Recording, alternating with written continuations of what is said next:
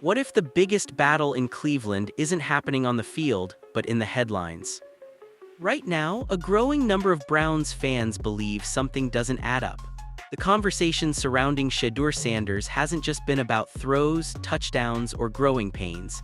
It's become a debate about narrative control, and at the center of it is longtime Browns reporter Mary Kay Cabot. The frustration didn't explode overnight, it built slowly. Fans started noticing what they felt was a pattern: subtle doubts about Shedeur's readiness, anonymous hints about internal concerns, carefully worded suggestions that the organization wasn't fully sold. None of it was dramatic alone, but together, it painted a picture that didn't quite match what people were seeing every Sunday. And that's where things turned. Because Shedeur performed. He showed command at the line, delivered in tight moments, improved week after week. The tape told a story of development and composure, yet some coverage continued to emphasize hesitation over growth. That disconnect sparked something powerful. Fans began comparing headlines to game film. Screenshots circulated. Threads broke down specific claims versus actual results. What started as frustration became organized pushback. Then off-season quarterback rumors added fuel to the fire. Reports mentioning possible competition surfaced, which is normal in the NFL, but now fans viewed every leak with suspicion. Was it standard evaluation or strategic positioning? There's no confirmed proof of anything deliberate, but once doubt enters the equation, even neutral reporting feels loaded. The situation has grown beyond one article or one reporter. It's about trust. Cleveland's fan base wants transparency. If Shedeur struggles, say it clearly. If he shines, acknowledge it fully. What they don't want is framing that feels tilted depending on organizational convenience. And here's the twist: none of the noise slowed Shedeur down. He didn't fire back publicly. He didn't complain. He answered everything the only way that truly matters in this league: with performance. Now the Browns face a fan base that's alert and watching closely. The real question isn't just about a quarterback anymore, it's about credibility. Because once fans stop trusting the story, they start writing their own.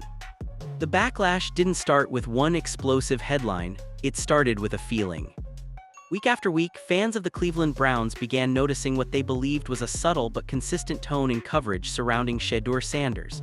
It wasn't outright attacks, it wasn't dramatic criticism. It was something quieter: carefully worded doubts about his readiness, references to internal evaluations, and anonymous hints suggesting the organization wasn't fully convinced. At first, most people brushed it off. That's normal in the NFL. Every young quarterback faces questions, every franchise evaluates options, but then the timing started raising eyebrows. Positive performances would be followed by stories emphasizing competition. Strong showings would be paired with reminders that he still had a lot to prove. Even when progress was clear, the spotlight often shifted back to uncertainty. Fans began connecting dots. Some started asking whether longtime Browns reporter Mary Kay Cabot was simply reporting what she was hearing, or whether the messaging felt unusually aligned with front office positioning. To be fair, there's no verified proof of coordinated narratives. But online discussions quickly filled with speculation that certain storylines mirrored organizational talking points a little too closely. And once that suspicion formed, everything felt amplified. Social media threads popped up breaking down specific phrases. Screenshots of headlines circulated alongside game clips. The question wasn't just, is Shedeur playing well? It became, why doesn't the coverage match what we're watching? That's when frustration turned into momentum. Because in today's NFL media landscape, fans don't just consume information, they analyze it, they compare reports, they revisit quotes, they track patterns. What may have once been dismissed as routine analysis started feeling to many like narrative shaping, and once that belief takes hold, it spreads fast. This wasn't about one bad article, it was about a growing sense that something felt off. And that spark, it lit a fire that hasn't slowed down since. To understand why this situation feels explosive, you have to understand Cleveland's media culture. Covering the Cleveland Browns isn't just about writing game recaps, it's about access. Access to locker rooms, access to coaches, access to executives. In the NFL, relationships are currency. The reporters who maintain strong ties inside the building often get the earliest scoops, the best quotes, and the most consistent visibility. But that access can come with an unspoken tension. For years, some fans have quietly questioned whether local coverage in Cleveland leans too carefully around the front office. Not aggressively defensive, just measured. When controversial decisions happen, the framing sometimes feels softened. When organizational turmoil builds, the tone often shifts toward patience and long-term vision. Now, to be clear, that's not proof of bias. It's part of how beat reporting works across the league. Journalists rely on sources, sources rely on trust, and maintaining that trust can mean navigating stories delicately. But here, where things get complicated. Mary Kay Cabot has covered this franchise for decades. She's credentialed, experienced, and deeply connected within league circles. That longevity gives her influence. When she reports something about the quarterback room, it carries weight not just locally but nationally. So when fans feel that coverage around Shedeur Sanders leans skeptical, they don't see it as random commentary. They see it as potentially reflective of internal messaging. That perception is what's fueling the backlash. There's no verified evidence of coordinated narrative control, but in an era where fans dissect every quote and track every headline, even subtle patterns become magnified. Social media has changed the dynamic. Readers no longer passively accept information. They compare, they archive, they question. And in Cleveland, a fan base that has endured years of instability is especially sensitive to anything that feels orchestrated. This isn't just about one reporter or one article. It's about a long-standing relationship between media and franchise, and whether that relationship serves the fans as much as it serves access.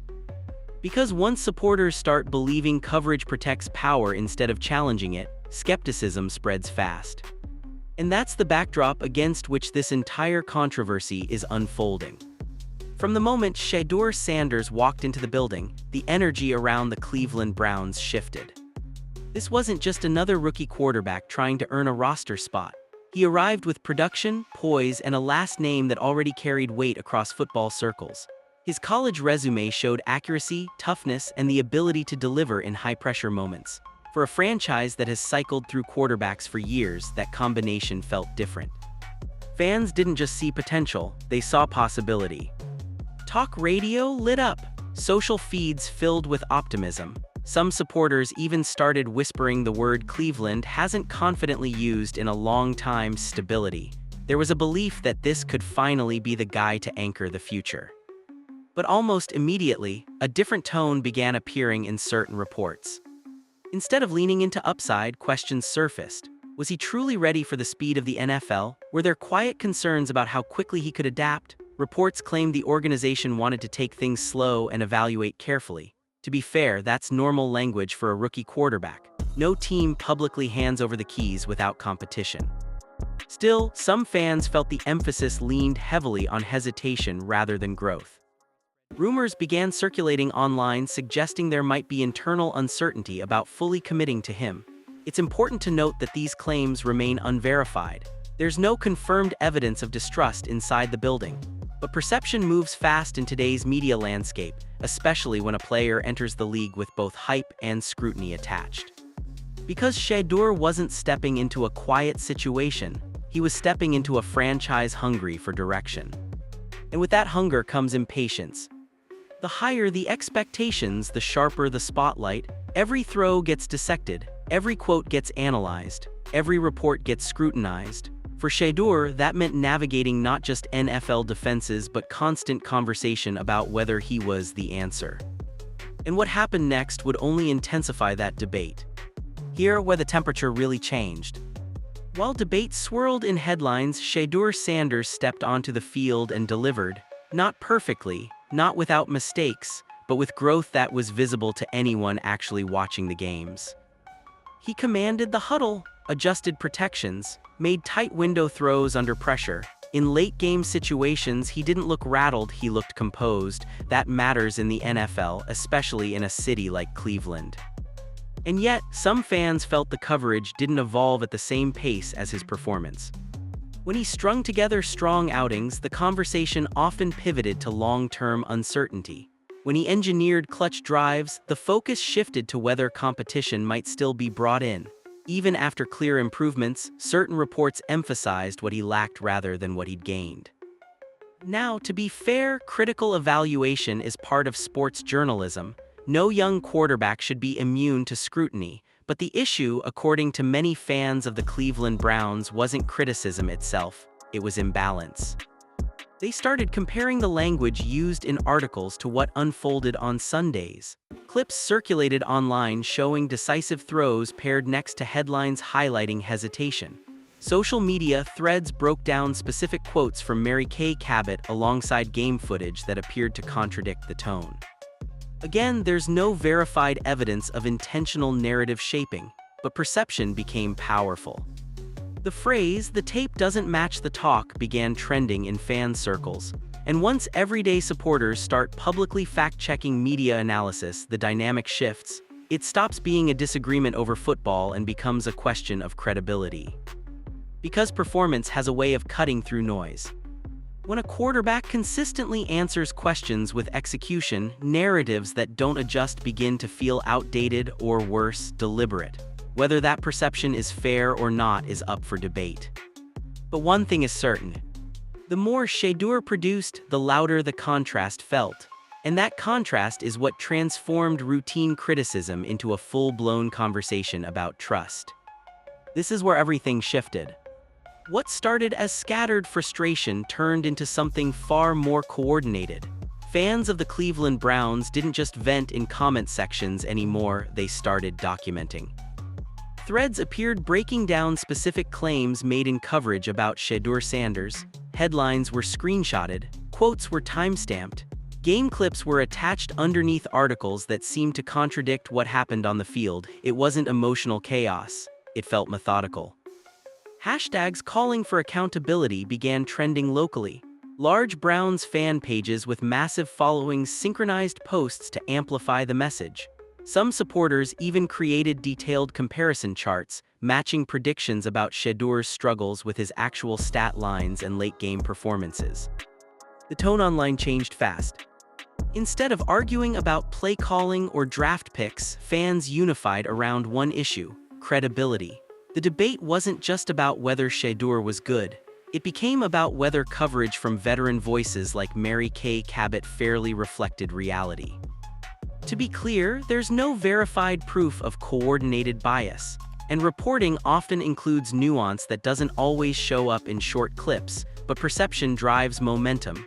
Once fans felt a pattern existed, they began treating it like a case study. Receipts were everywhere. And the movement didn't stay confined to Cleveland. National NFL fans started noticing the tension.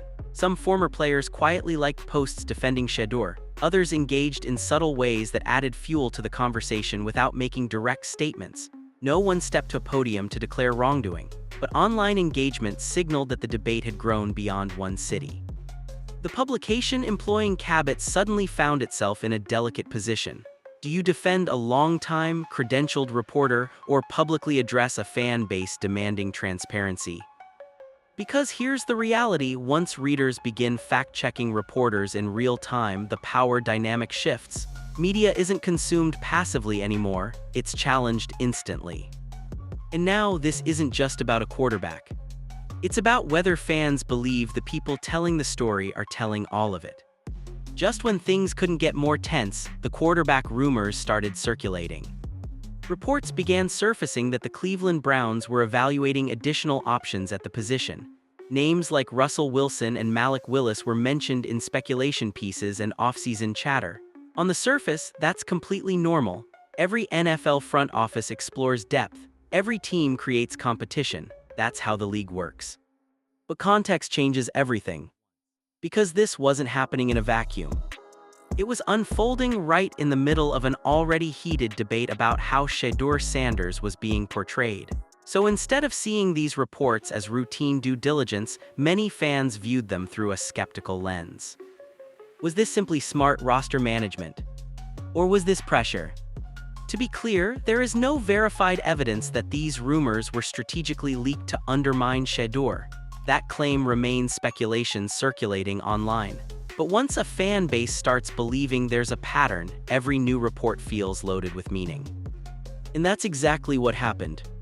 Each time a familiar outlet published a story about possible quarterback additions, The reaction wasn't curiosity, it was suspicion. Fans asked whether these mentions were coming from legitimate evaluation discussions or whether they were subtle signals meant to keep leverage in negotiations or temper expectations. Even neutral phrases like exploring all options triggered debate. Because timing matters. When a young quarterback shows visible growth and momentum, introducing competition narratives can feel like hesitation. And when that hesitation appears repeatedly in coverage, it amplifies distrust. The Browns' front office has every right to evaluate talent. That's not controversial.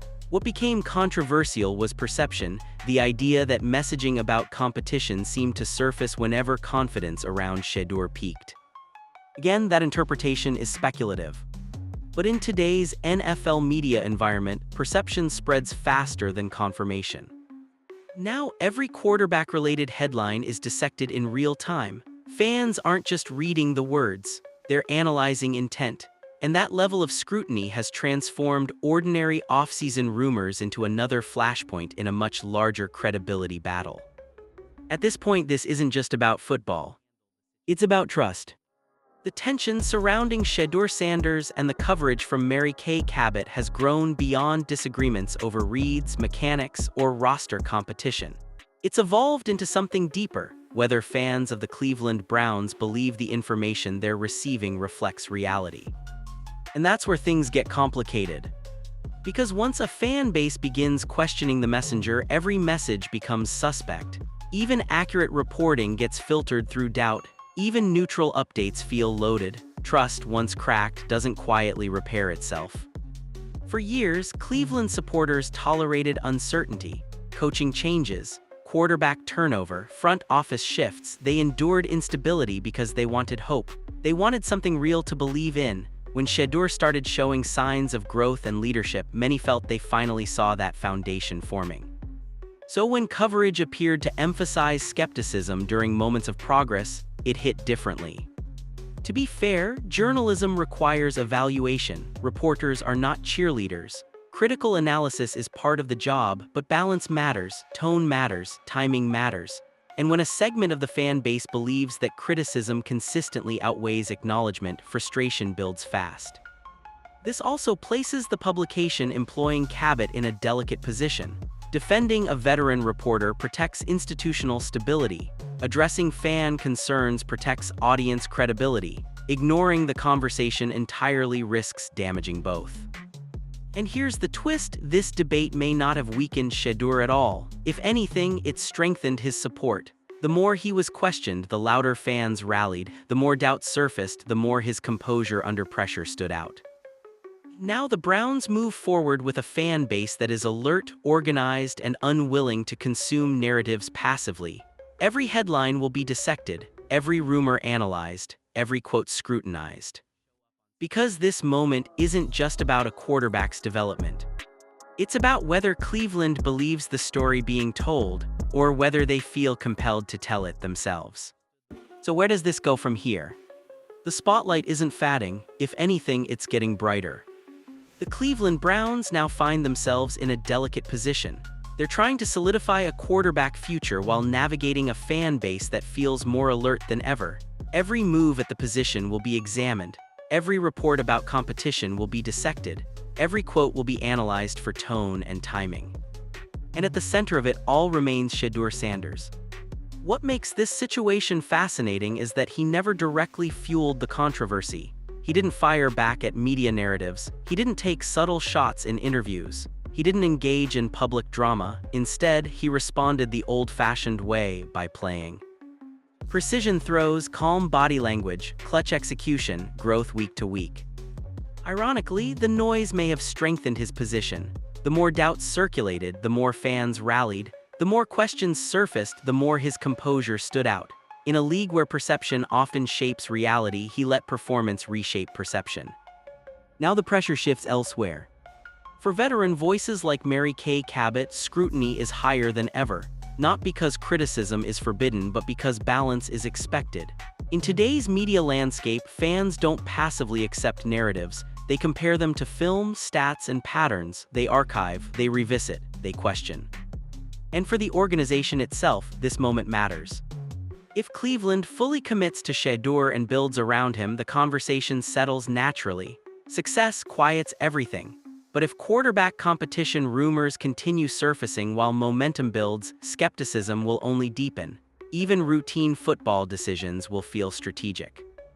There's no confirmed proof of coordinated messaging. Much of what's being debated online remains speculative, but perception can shape outcomes just as powerfully as facts. So the real question isn't just whether Shedeur is the future. It's whether Cleveland media, front office, and fans alike can align around one clear direction. Because in the NFL, clarity builds confidence. And right now, confidence is exactly what this franchise needs most.